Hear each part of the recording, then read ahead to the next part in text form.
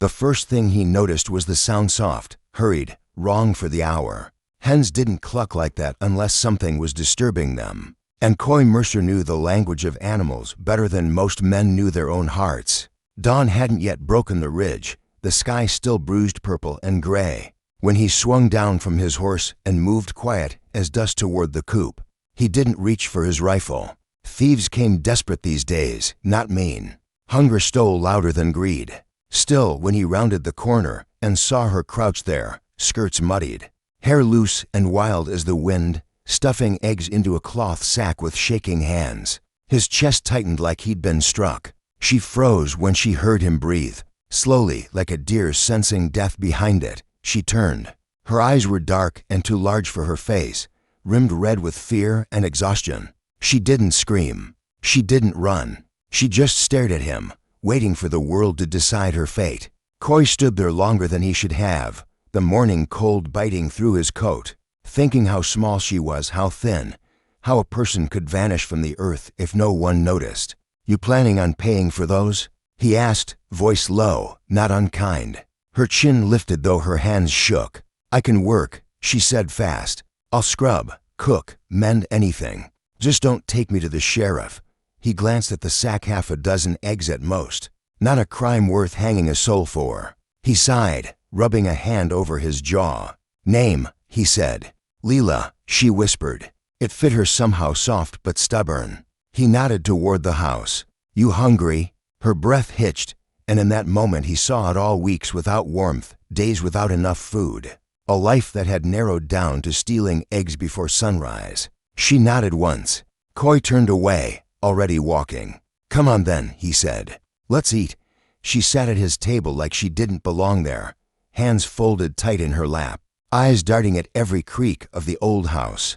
Coy set a plate in front of her: eggs, fresh bread, a bit of salt pork, and watched as restraint fought instinct. She waited until he nodded, then ate like the food might disappear if she didn't hurry. He didn't ask questions right away. People gave their truths easier when their bellies weren't empty. Outside, the sun finally broke over the land, spilling gold across the plains he'd worked since he was a boy. When she finished, she wiped her mouth with the back of her hand, shame flickering across her face. "I'm sorry," she said. "I didn't want to steal. My mashi's sick, real sick." Coy leaned back in his chair. "Where's your pa?" Her mouth tightened. "Buried outside Red Hollow." That told him enough. He stood, paced once, then stopped in front of her. "You can work," he said. Relief flooded her so fast she nearly cried. "Thank you," she breathed. He held up a hand. "There's rules. You stay honest. You stay safe. And you don't run." She nodded hard. He hesitated, then added, quieter, "World's cruel enough already." She looked up at him then. Really looked, like she was memorizing the shape of kindness so she wouldn't forget it existed.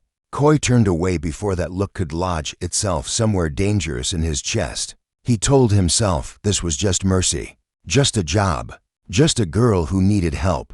He'd told himself lies before Dot. By the end of the first week, Leela had learned the rhythms of the ranch better than Coy had expected. She rose before dawn, fed the animals, cleaned, cooked, worked until her hands blistered and bled, and never once complained. At night, Coy would hear her coughing softly in the small room off the kitchen, trying not to make noise, trying not to be a burden. It unsettled him how much space she took up in his thoughts. He noticed how she hummed while she worked, how she spoke to the horses like they were people, how she flinched at sudden movements. He noticed the way she looked at him when she thought he wasn't watching, like a man who might be both shelter and storm. One evening, as the sun sank red and angry into the horizon, he found her sitting on the porch steps, staring out at the land. "You miss her," he said, meaning her mother. She nodded. "I worry I won't make it back in time." Coy sat beside her, close enough to feel the warmth of her. "I'll ride you there tomorrow," he said. Her head snapped toward him. "You would." He shrugged. "Family's family." Her eyes shone, and for a second his breath caught. He'd lived alone too long. He'd forgotten how gratitude could feel like something sharper, something dangerous. That night, lying awake, Coy stared at the ceiling and wondered when helping someone had started to feel like needing them. Red Hollow was quieter than he remembered. Too quiet. Lila's mother lay pale and thin, her breathing shallow, her smile still fierce when she saw her daughter. Koi stood awkwardly in the corner while Lila held her mother's hand and whispered promises she didn't know how to keep. When they left, Lila's shoulders were heavy with grief she refused to voice. Halfway back to the ranch, Koi stopped his horse. "You can stay as long as you need," he said. She looked at him, confused. "I already am." He swallowed. "I mean, you don't owe me anything." The light tasted bitter. She nodded, trusting him more than he deserved. That night, Koi dreamed of white dresses hanging in the wind, of hands slipping into his, of a future he'd never dared to name. He woke angry at himself, at the way hope crept in when you weren't watching. He told himself she was just a girl, just a worker, just someone passing through his life. But fate, he knew, didn't announce itself gently. It waited until you were certain you were safe. Then it knocked. The storm came hard and sudden, tearing across the plains like a thing alive.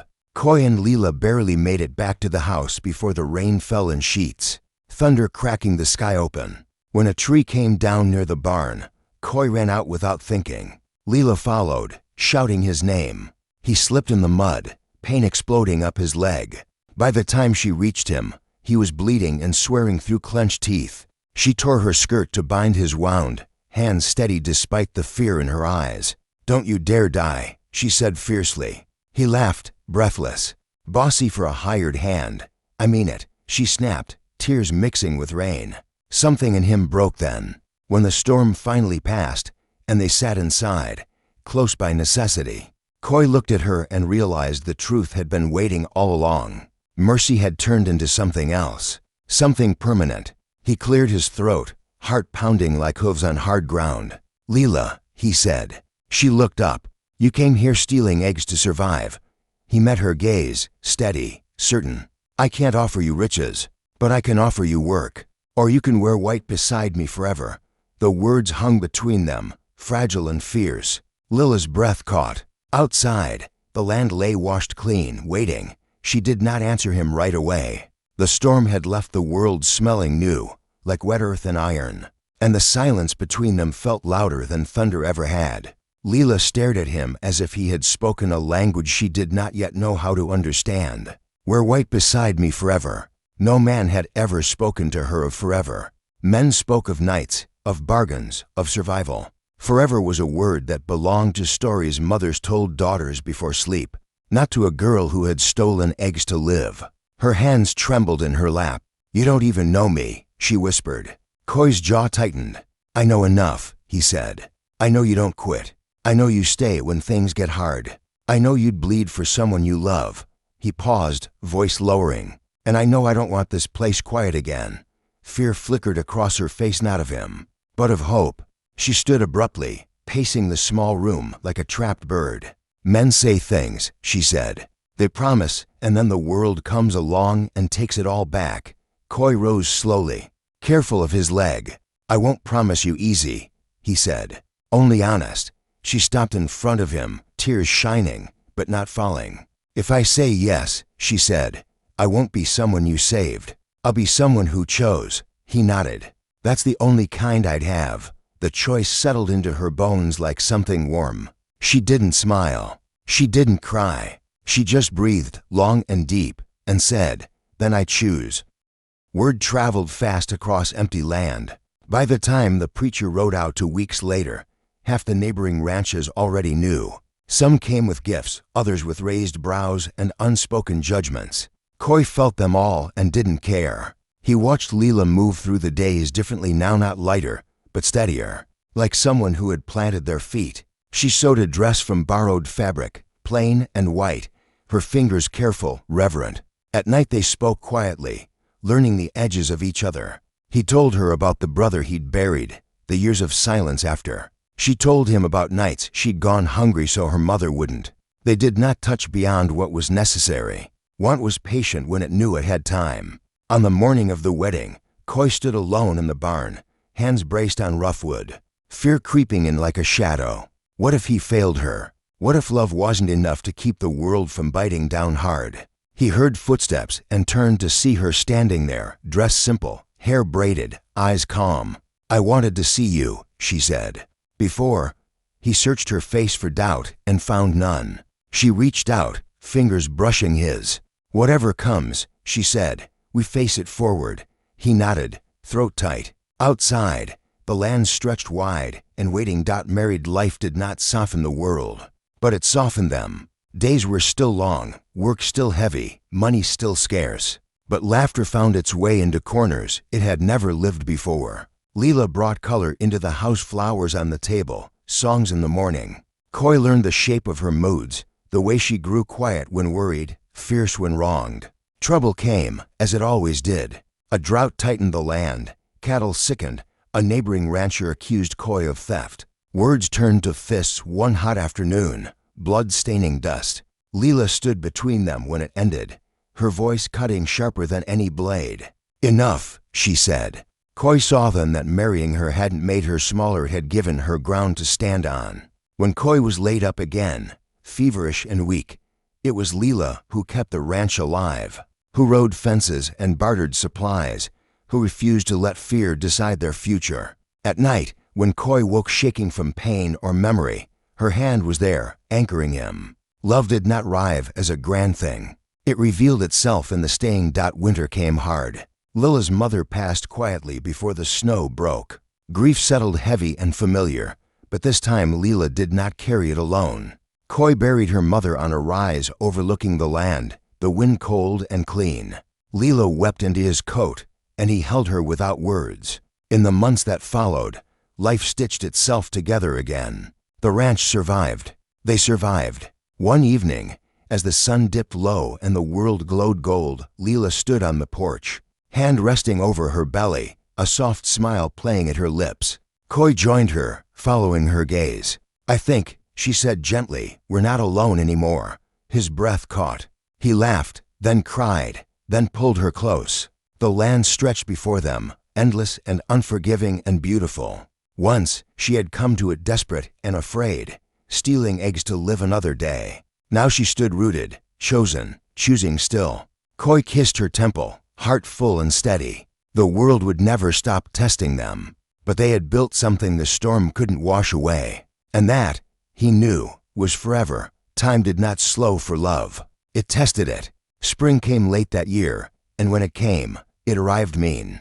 The river swelled beyond its banks, swallowing fence posts and grazing land, tearing at the edges of everything Coy had built with his hands. He stood knee-deep in mud one morning, staring at the water creeping closer to the house, and felt that old fear rise again, the fear of losing what mattered, no matter how hard you worked to keep it. Leela watched from the porch, one hand pressed to her belly, the other gripping the railing. She had learned his silences now. She knew when his thoughts went dark. That night, she sat beside him at the table long after the lamps burned low. "We'll rebuild," she said simply. "We always do." He looked at her, really looked, and realized something fierce and humbling. He had once offered her shelter, but she had become his. The storm that followed was worse than any before it. Wind screamed like it had teeth. The roof groaned. Coy was outside when the barn wall gave way. Leela ran after him despite his shouts. When the beam fell, it missed him by inches, but crushed his leg beneath debris. Pain exploded white-hot. Lila's scream cut through the chaos. She clawed at the wreckage with bare hands, blood slicking her fingers, refusing to stop until neighbors arrived. When the storm passed, Coy lay pale and still, his breathing shallow. Leela knelt in the mud, rain soaking her hair, and whispered, "You don't get to leave. Not now, not ever." She had stolen eggs once to survive. Now she would steal fate itself if she had to.